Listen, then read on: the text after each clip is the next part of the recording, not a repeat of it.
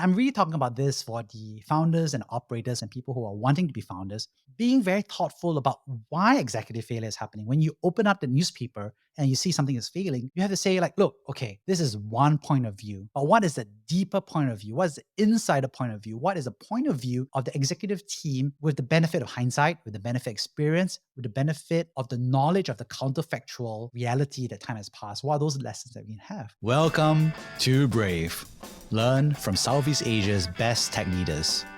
Build the future, learn from our past, and stay human in between. No BS on success. I'm Jeremy Au, venture capitalist, serial founder, Harvard MBA, science fiction nerd, and dad of 2 daughters. Every week, we debate startup news, interview changemakers, answer listener questions, and share personal insights. Join our movement of over 40,000 members and get transcripts, resources, and community at www.bravesea.com. Stay well and stay brave. HD Mall is a healthcare marketplace in Southeast Asia connecting patients to over 1,800 medical providers. This covers multiple categories such as dental, aesthetics, and elective surgeries. Over 300,000 patients have accessed more affordable healthcare via HD Mall. Get yourself a well-deserved health checkup. If you're in Thailand, go to hdmall.co.th. If you're in Indonesia, go to hdmall.id. Hey everyone, I wanted to take the opportunity to review a book that I really enjoyed. The book is called Why Startups Fail by Professor Tom Eisenmann. He's a great professor at Harvard MBA, and it was a really interesting experience to learn from him because he was doing this research on this topic that nobody really wants to talk about, which is about startup failure. The interesting thing about startup failure is that people really talk around the topic rather than talking specifically about startup failure. What do I mean by that? Well, obviously, we all know the heroic images that we see on magazines, right? So founders who seem to have a perfect business, everything's firing on all cylinders. And if we do kind of go deeper into it, we often hear the stories about the almost failures, right? About how they went through some really tough times, but how they were able to pull a rabbit out of the hat. And they were able to avert disaster. And as a result, their eventual success looks even more amazing. We also talk about the other side of the coin, which is we talk about the catastrophic failures. So we often see the fraud like Terranos, or for example, we see companies that were blitzscaling like WeWork. And then we talk about their failures, either ranging from conflict of interest to fiduciary duty to flat out that they were not smart and they were not doing well as a result. So we're talking about the failure of these very large companies. What Professor Tom Eisenmann did, which I found interesting, was that he really went to talk about why startup failures happen. What are the clusters or reasons why it happens? Because from his perspective, he was looking at a whole number of Harvard MBA students who were supposed to be successful. And from his perspective was that these people who honestly had everything going for them in terms of perhaps in terms of intellect, in terms of social capital, in terms of the ability to raise their initial capital, they were able to succeed initially, but then he started seeing these patterns for why they started to fail. And so from his perspective, as somebody who has been a professor in entrepreneurship, who has been very indexed on the success factors or the almost success factors, he wanted to see the other side of it, which is why do people fail? It's an interesting study. For me personally, I think it's an interesting approach because when we think about solving any problem or improving any system, obviously we think about the best case scenarios. And so we want to talk about a system that provides success. But often very much we can improve a system by improving the ways that it falls apart. Because as we all know, is that the best part about Oreos is that it's always the same Oreo every single time. And if I open up a packet of Oreos, it doesn't go bad. There's no cockroach inside. There's no catastrophic failure on the Oreo side. So for me, a successful Oreo is an Oreo that comes out every time and delivers the same experience every single time. In other words, if you have a great hotel and it gives the best experience to a few folks out of many folks, that's amazing. But if many people are going through a failure state through the hotel experience, then guess what? You're going to get many 1-star reviews and a few 5-star reviews, and that is not a very good hotel. What I appreciate about the Professor Tom Eisenmann sharing as a result is that he's really looking at something called the vocation, the profession, and the professionalization of entrepreneurship, not just in terms of the mechanics, the patterns of just the founding, but also the growing and the scaling of the business. And I think these are really good lessons, not just for myself, but hopefully for someone else out there who's thinking through the process not just as perhaps a VC, but also as a founder looking to build your own company, or as an operator who's working hand in hand with the executive team to avoid these failure patterns. So, how big is a problem of startup failure? Well, there's a lot of numbers about the word startup failure, and the truth of the matter, and we've discussed this in previous episodes, is that failure is a default case. What I mean by that is that startup success is really saying that we have built a company that people want a product for, and it is a new product the consumers don't really necessarily know that they want today, but is a harbinger, is a portent. So the question is, how common is startup failure? How big is this problem? Well, if you open up and look at Forbes, 30 under 30, and so forth, and Fortune, well, the truth of the matter is that it looks like it's a 100% success rate, because all the success stories, the survivorship bias, is that only the successful founders, the ones who manage to pull a rabbit out of the hat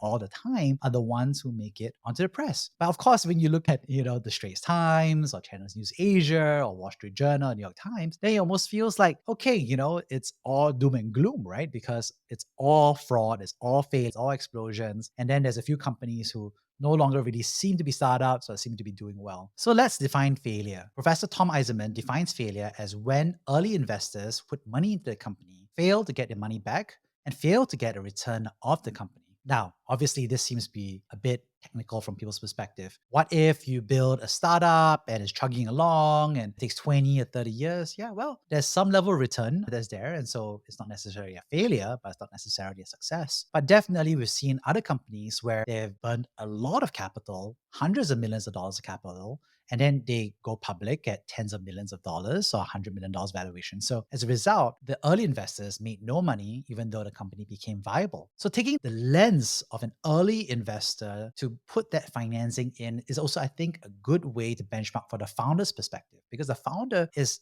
actually the earliest investor in a startup, because they're putting in their own time and sweat and honestly a ton of pain. And so they are putting in sweat equity, which is, I would say, way harder than the financial equity of the early investors would put in. But they're very much similar, because the eventual financial reward for all of that early sweat equity or seed capital, that return has to be taught and manage. And honestly, if it's a high return, then it was worth it. You worked your ass off for 10 years, 20 years, and you got there. Or there wasn't a return, in which case it wasn't worth it. So I think this way of pegging to the early economic returns for the early investors is really important, because it gives us a decent definition. That means obviously that if you are a startup that was a smart bet, but it never paid off, well, it will still be considered a failure, because even though you executed well, you kind of knew what was coming, you knew what the future was, and you built it 20 years early, in the context of the venture, in the context of the individual founder who had to build that company, it would be still a failure. A good example would be Jaibo. Jaibo was the world's first social robot. It was a beautiful tool that would be by bedside, and it could interact with you. It could chat with you, it could talk about the weather. It was a very nice and conversational experience that people were supposed to not just find them as a helpful assistant, but also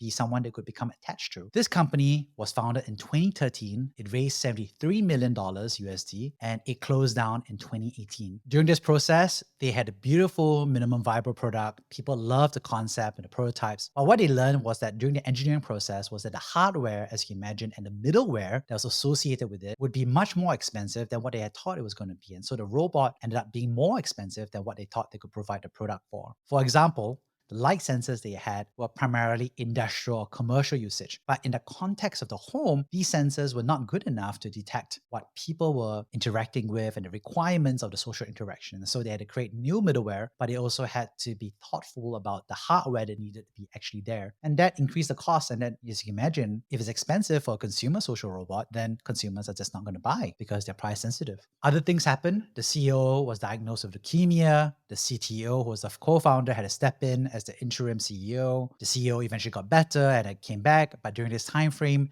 the Amazon Echo came out, and nobody expected it at that time, because at that time, Amazon was primarily, as you can imagine, shopping and commerce company, and they had to suddenly come up with this Amazon Echo, and they were pricing it very cheaply at $100, $200, so much cheaper than the Jaibo robot. And it was just voice. There was no sensor in terms of the display. There was no light sensor. So they were very focused on just the voice assistant of it. And as you imagine at that time, for those who remember during the time frame, that also triggered the launch of all of the various voice assistants, as you imagine. So Siri came back, Google Home also came out, and the whole smart home ecosystem really was birthed in that time frame. And so it's interesting to see so many homes now have these smart voice assistants today. And at the time, the truth was Jaibo saw that curve happening and they inspired because they were started in 2013, years before people were using these social robots. And so in many ways, Jaibo was the inspiration for many of this, and they were ahead of the curve. But at the end of the day, they were still a failure because the $73 million ended up into a $0 return for the early investors. And now we know that these social robots at home have been supercharged by the invention of ChatGPT in 2022,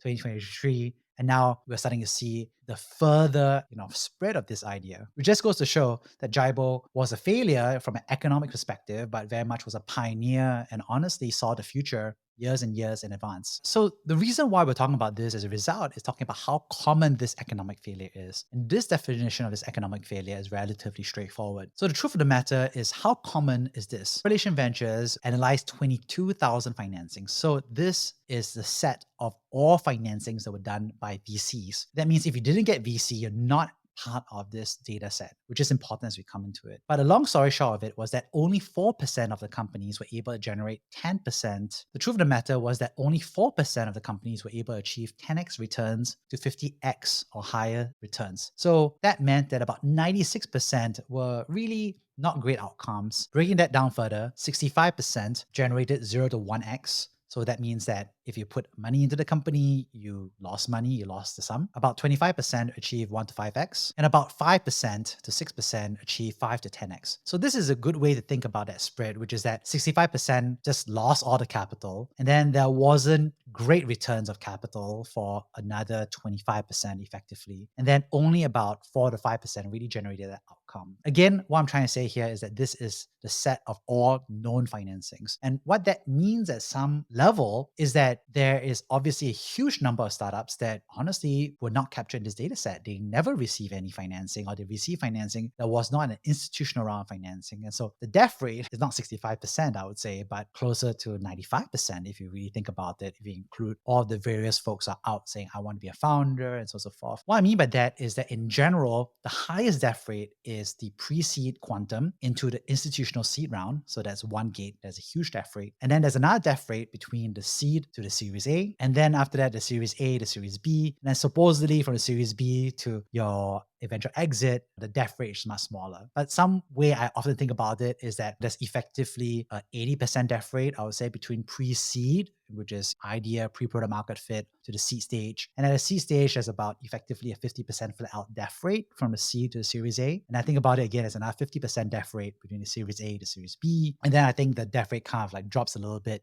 from the Series B onwards, round by round, but there's still a significant amount of risk. And again, I'm saying this because it's a heuristic, but also it varies, right? Some of this data I just gave you was for the US market.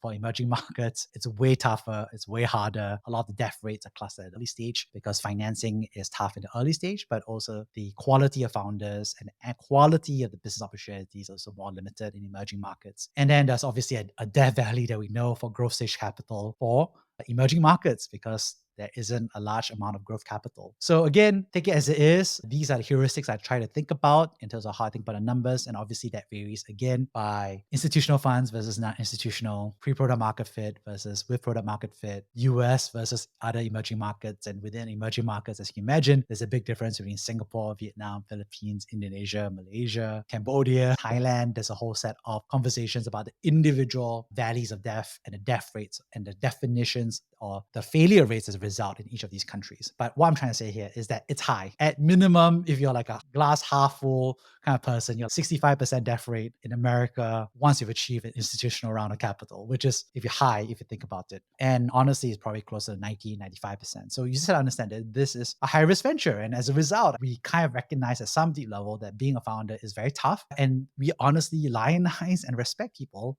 who build businesses because we know it's tough. And of course, I think the tricky part is when it looks easy or people feel like it's been done using a shortcut. But I think at a deep level, the reason why we see founders as heroes is because we understand at some level that's hard. But here I'm trying to quantify how hard it is. So Professor Tom Eisenmann does a great job talking about the three aspects that makes it hard to analyze failure. He talks about the first, which is about the single cause fallacy. Secondly is about attribution error. And thirdly, of course, is just the struggle of figuring out the truth. The first thing that we think about is that startups often fail to multiple issues. And of course, when I say this, it sounds super obvious because when you and I think about it, when something goes wrong, the Challenger shuttle explodes, it's not because of one thing, but because of multiple failures in the safety process, the environment, decision making, and bad luck. So all of those things happen because multiple things happen, multiple players made a decision, all those things chained up together to cause a problem. And when we think about diseases, for example, we also think about it the same way because if we hear that somebody has cancer, then we think about it in terms of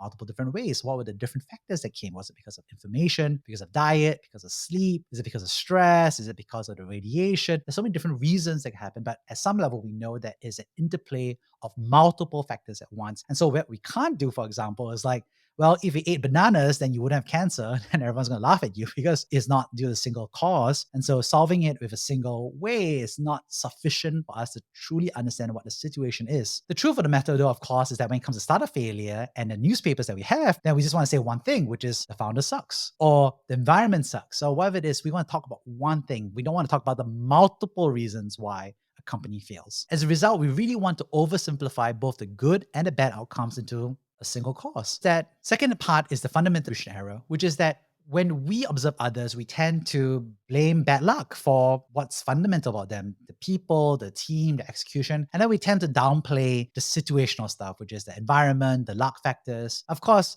when it's the other way around, when we are the ones who do something wrong, then we tend to say, oh, it's the environment, the industry was bad, and then we downplay what we ourselves were responsible for. And of course, it goes the other way around, which is that when things are happening in a positive way, then we say, well, it was all thanks to my individual skills and the environment, nothing to do with it. And when somebody else has something positive, then they're going to talk about how it was their execution, their leadership, and nothing to do with the environment. And so as a result, it makes it hard to figure out the truth because everybody's blaming one another. It's also a lot of confidentiality, as you can imagine. The board has a fiduciary duty. People are often covered by non-disclosure agreements. So it takes time for the full truth to come out. It takes time for the business journalists to come in, dig through, and have a point of view. The truth is, we look at geopolitical events like the Vietnam War or World War II, and even today, historians are looking at that set of data 50 years down the road, 100 years down the road. We're still arguing about why World War II happened, World War I happened, because there's so many different factors. And the question is, how do we weight all of it? So what I'm trying to say here is that when we describe startup failure, we're really looking at this from an angle of being thoughtful about all the different parts, that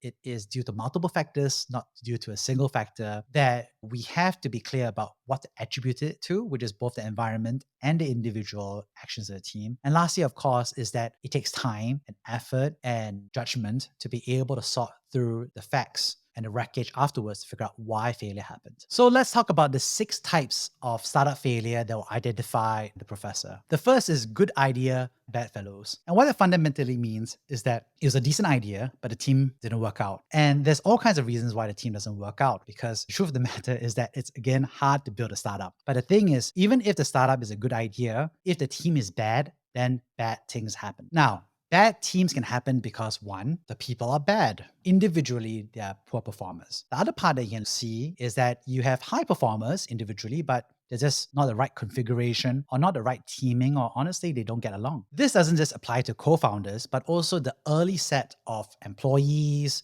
the early set of early investors. That configuration of the early stage is really, really key to make happen. So let's kind of like rattle off a few of the errors that, honestly, if you're a VC, kind of obvious, but let's just say them so that we're on the same page, right?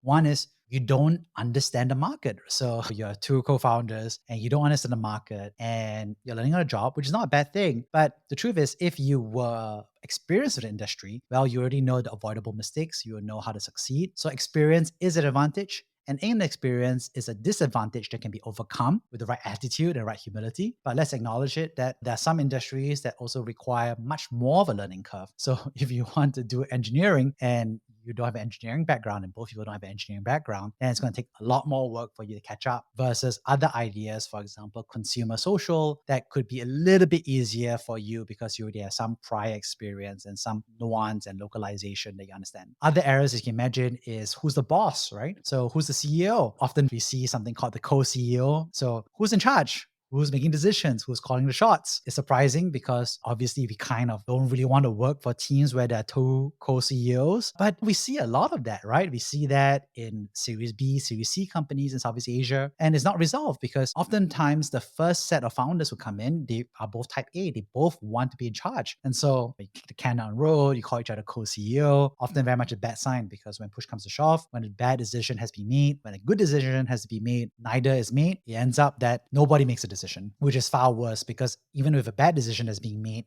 you can try it, you can do something about it, you can execute it, and then you find out it doesn't work. Then you learn from it and then you make a good decision. Other examples be like a flexibility, like initiative, a poor investor fit. So for example, we talked about the aspect, maybe you're two co-founders who don't have engineering, but you bring in an investor who supposedly has an engineering background, but turns out they don't, or they don't have time, or they don't have the time and energy to really want to support you on that. So even though technically they have engineering background, they're not really a true complementary fit. And so again, what I'm trying to say here is that this early stage is that if you are the CEO or founder of the startup, the question you're going to ask is, would you hire this person? Would you hire this person to be a CEO? That's how you're going to be thinking about it. Would you want to hire this person to be a chief technical officer? Would you hire this person to be your teammate? Would you hire this investor to be your board member? These are the things that you have to be thinking about because very much when we are in charge of, say, we're hiring an employee, we're very clear about what kind of person that we need to have to fill this requirement. But the question, of course, is do they fill this requirement? And that question should still exist, whether they're a co-founder or investor or board member, because the truth is, with an employee, you're paying them $50,000 per year, $100,000 per year. But for a co-founder, you're paying 50% of the company. For an investor, you're paying 20% of the company for exchange for $1 million.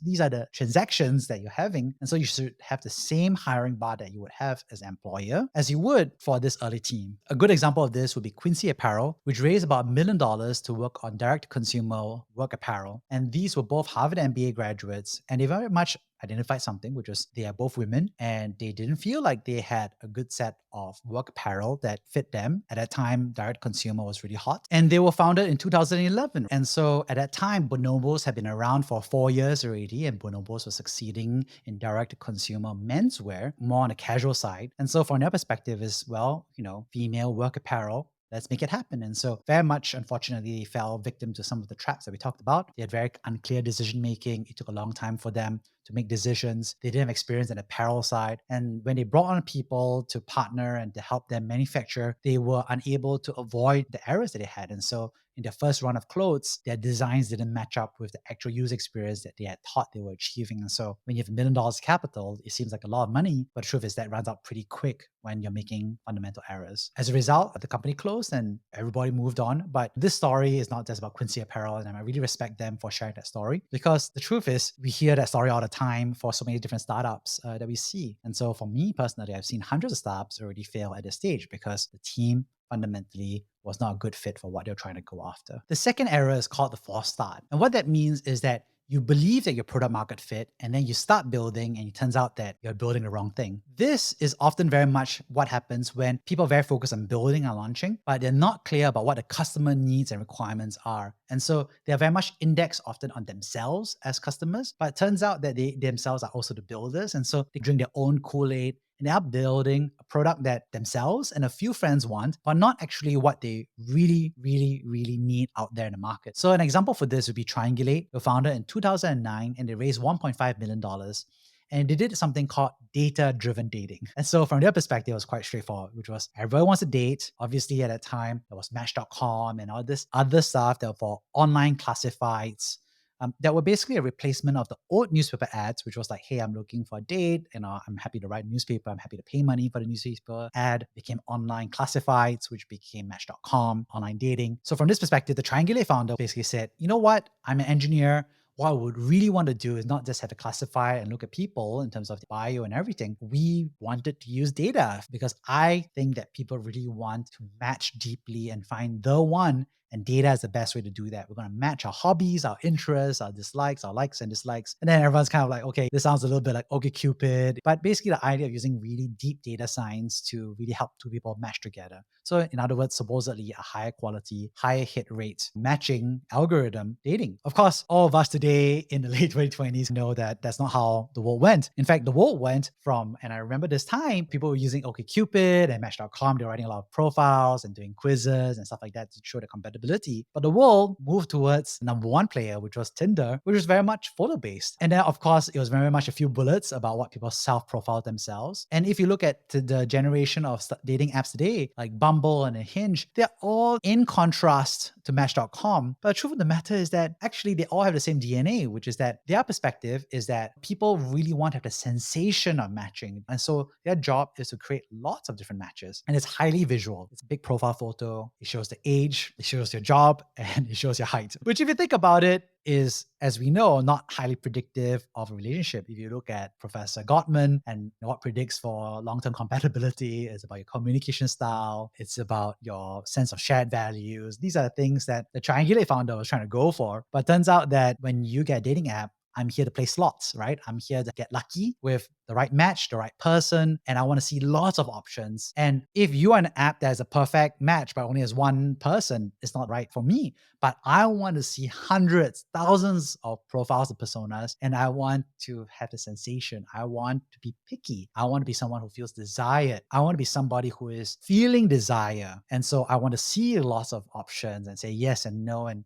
the truth is, bing, bing, bing, lots of no's, some yeses, looks like slots, gamification, is fun, you stay hooked. And a lot of these dating apps, as we all know, is they make money while you are on the app. In other words, they don't really make money when you get married and stop using the app. So those subscriptions, those $10, $20 per month, Hinge Plus, Tinder Premium, whatever you want to call it, all of that is based on a business model that's about keeping you on the app, but not necessarily making money when you successfully match. And of course, I think it's gotten so funny. And for me personally, I find it hilarious because a lot of these brands that are supposedly competitors to each other are all actually part of the same company. So you have Tinder, you have Hinge, which is supposed to be the anti-Tinder, Plenty of Fish, OkCupid, Match.com. These are all different competitors, but it turns out they're all under the same company called Match Group, which used to be part of IAC. And they all have the same monetization model, which is about keeping you on the app. And we just happen to sub-brand private labels into sub-communities so that you're able to match within sub-pools, but from a broader perspective, there's a large pool and you're just self-selecting into your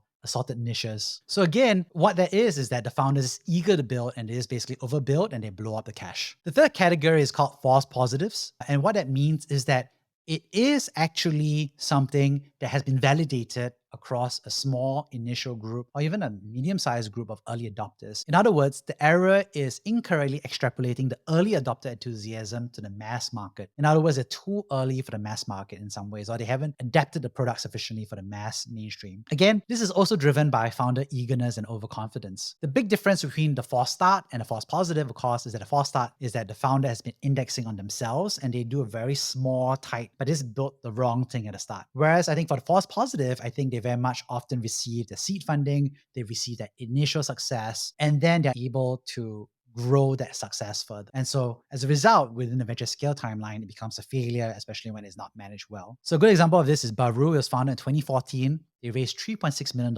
and they were basically doing pet services. So they're partnering with apartment buildings, as you can imagine, which are high density, and basically saying, hey, can we service all of your pet services within this building? And so what was interesting about that experience, as you can imagine, was that they were successful in the early days. They were in Boston and they had several buildings that were doing well, they were profitable, and that gave them the confidence to expand to new markets. Unfortunately, or fortunately, was that their early adopters, they had bingoed and hit the right early adopters. So for example, they had launched their service, it was during winter time. So obviously when it's cold, you don't want to walk the dog. So pet services are really popular, but also they picked the right block, the right demographic. And so everything kind of worked out in this block, but it wasn't replicable across more buildings in Boston, at least not without significant product change. And it wasn't replicable in expansion to a new city as well. And so as a result for Baroo, it eventually failed because they were unable to scale to a new city. The next category is called the speed trap. And what that means is that it starts out with an early set where there's product market fit, there's an aggressive expansion opportunity, And so the founders and the team and the executive leadership really go for it, and they saturate the early original markets and they start to expand into adjacent markets, either geographically or expanding it into different product categories in a way to kind of like take it all. And this is very much driven by an understanding that for many types of businesses, there's a winner takes all dynamic. There are significant network effects to the business. And so what that means is that for every additional user that we add, we make the product better for the earlier users. And as a result, we have that flywheel supposedly that's spinning very well, but the faster we grow, the faster we'll grow further. Unfortunately, as you imagine, this can bring two things, which is that you have rapid growth and that attracts rivals, right? And then people start to compete, price competition happens, margins fall. So we see that all the time. For example, we saw that in quick commerce across the world. People felt like it made a lot of sense during pandemic. Lots of people crowded in, lots of competition, price war, nobody's making money. So there's one aspect about it. Of course, when you're going through the speed trap, you're also building a company that's very disorganized. It's really not a good culture because people are spending money for growth, but not necessarily focused on profitability. Nobody's really focused on doing what needs to be done. And as a result, what happens is that a company ends up in a situation where they're effectively stalling. What I mean by that is that the top line could be growing, the GMV can be growing, but the profitability is honestly bad. They're bleeding a lot of money. And this is when things start to fall apart, because when the funding markets say, hey, we're not going to give you more capital because we're worried about the deployment of this capital, or when the CEO is unable to raise more capital as a result, whatever the function is, well, the truth is then the CEO tends to slam the brakes and then ends up firing a lot of people. And we see this all the time in Southeast Asia, where lots of people give feedback like, hey, we're growing too fast. And the CEO says, we've got to grow quickly. There's a limited time, opportunity, rivals, first come, first serve. We've got to win, dominate, conquer, expand, land, plant a new flag. All of that stuff happens and things fall apart, right? And that is where the layoffs happen. And so we saw that in Fab.com. Fab was founded in 2011 and was doing flash sales e-commerce. And this guy was on top of the mountain, right? He was on all of the various magazine covers. He was ahead of the curve. They raised $336 million and they effectively reached a $1 billion valuation. So they were a unicorn, and then the whole company imploded because, again, people didn't want to provide more capital. There was way too much to believe in order to achieve profitability. It was too much work to achieve profitability once the money shut off. And then their core markets was getting saturated. They had to pivot and so on and so forth, and everything kind of fell apart. Again, this is a function of the company growing too fast. The fifth category is called help wanted. And what that basically means is that in general, things just go wrong. So the company is at a growth stage, the company is scaled, they didn't grow too fast, but something still went wrong. So they were able to sustain product market fit while growing a customer base. But sometimes things can just be, honestly, a bit bad luck. And so what we saw is that sometimes economics and economies and macroeconomy happens. Biotech went through a huge downturn in terms of the funding in the 1990s. Clean tech went through a huge downturn in the 2000s. And obviously, we're seeing in the 2022, 2023, there's huge inversion of the zero interest rate policy, which has caused interest rates to go up, but as a result, funding to dry up and be a huge drought both on the growth stage and even to some extent the early stage all across the world. As a result, this downdraft, this burst of downward momentum at the macro level, at the industry and funding level, kills startups because the startup, they often very much have 18 months to 2 years of timeline for funding. And during this vulnerable period, they thought they're on track. They thought they're going to be able to raise money. And then the sector happens, everything goes to shit, and then they just get killed because it was just bad timing. And I think we also saw that, for example, the pandemic was a great example for it. There are many companies that were focused on providing in-home or personal care services. And the pandemic happened and it basically shut off revenue for everybody because everybody was quarantined, everybody stayed home, everybody was fearful for their budget. And so it caused a lot of disruption for a lot of direct consumer services in the pandemic, especially in 2020 and 2021.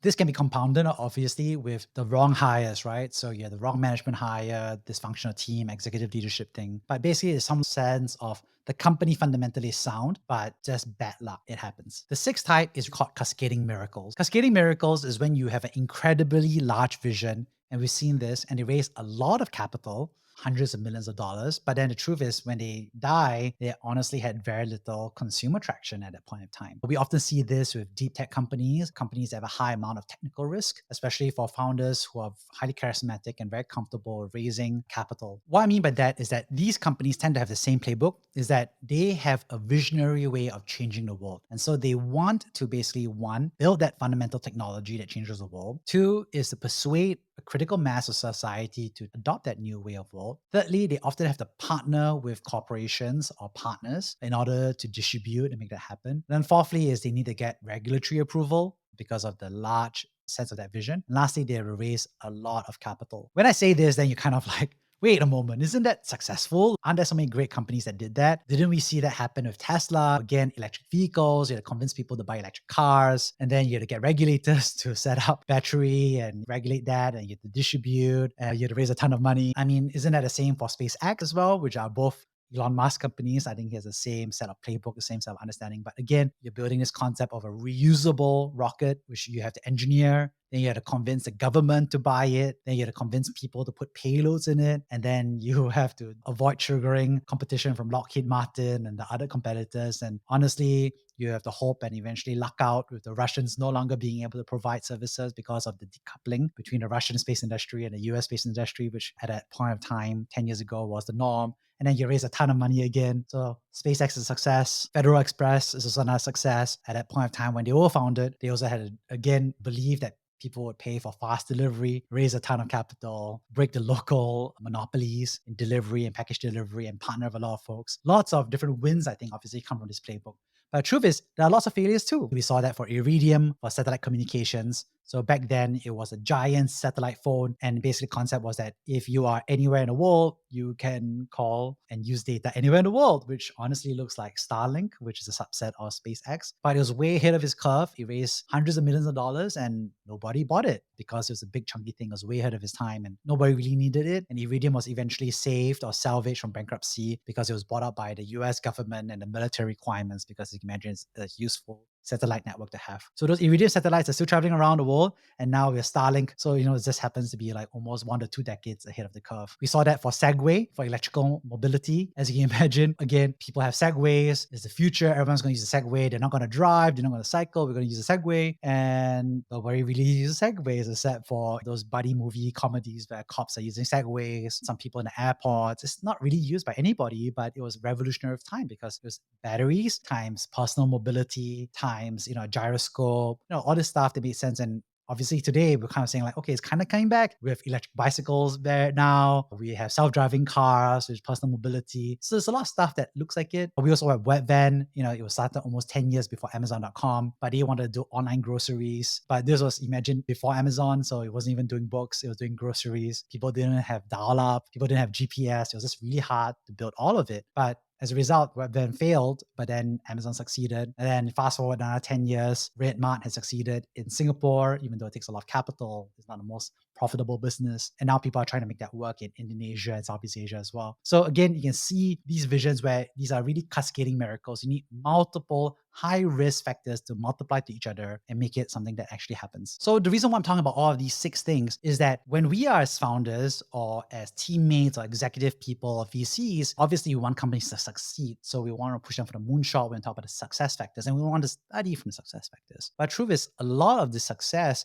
has been handicapped or cannot be achieved because failure is happening because of avoidable mistakes. And avoidable mistakes happens because we don't want to look at failure directly in the eye. We don't want to spell out exactly what are the problems that we often see. And this is where we kind of enter that feedback bubble that founders can have, because founders often very much facing the disapproval of family and friends saying like, hey, why are you doing this crazy thing? And so you get a lot of criticism that is not well-founded. But on the other side, you also have people who are in your camp and supporting you. They're supporting you because they're supporting you as a person. And so the truth is, there are very few people around the founders where you have advisors who are supportive of you personally. They want the company to succeed, and they are spending the time and have the experience needed to fully understand the business. And if you don't have these things, then it kind of falls apart, right? I mean, you can imagine somebody who wants your company to succeed but don't care about you personally. Well, that's a terrible advisor. There are people who care about you personally, but they don't have experience. And so they give you a bunch of bad advice, but in a genuine and authentic way. These are all terrible ways to fail. And we don't want to fail because of that. So what I'm really saying is that we need to focus on the specific example about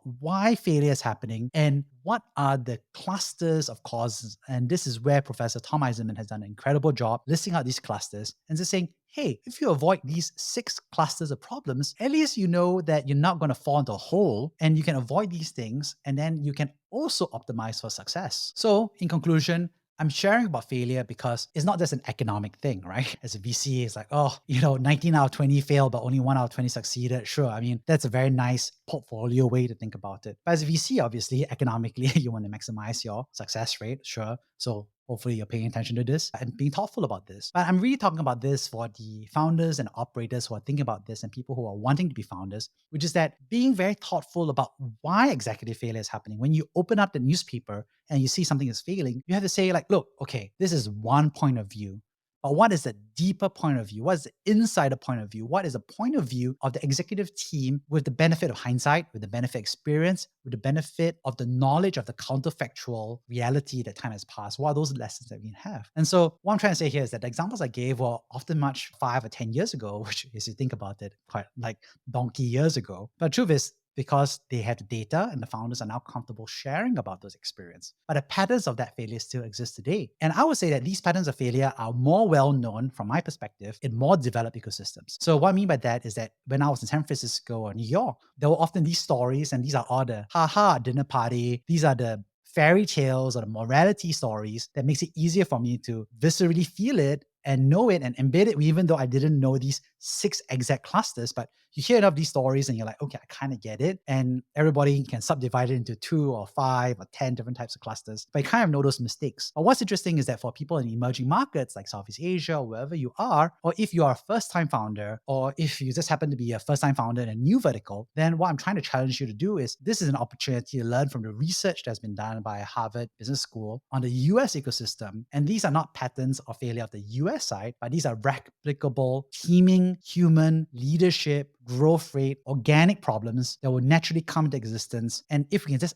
look to avoid them, if we can look around the corner, then honestly, we can avoid getting shot in the face. So on that note, I want to share about these 6 types of startup failure. And I want to say that if you have the opportunity, go and buy this book. It's a hard book to read when you're winning because you got so many things to read. It's a hard book to read when you're failing because it feels kind of like trying to catch a bullet after it's been fired. But I just recommend that you check out the book, and inside the episode, there'll be a link to the book, and you should check out the opportunity to buy this book if you can. On that note, thank you so much and see you around.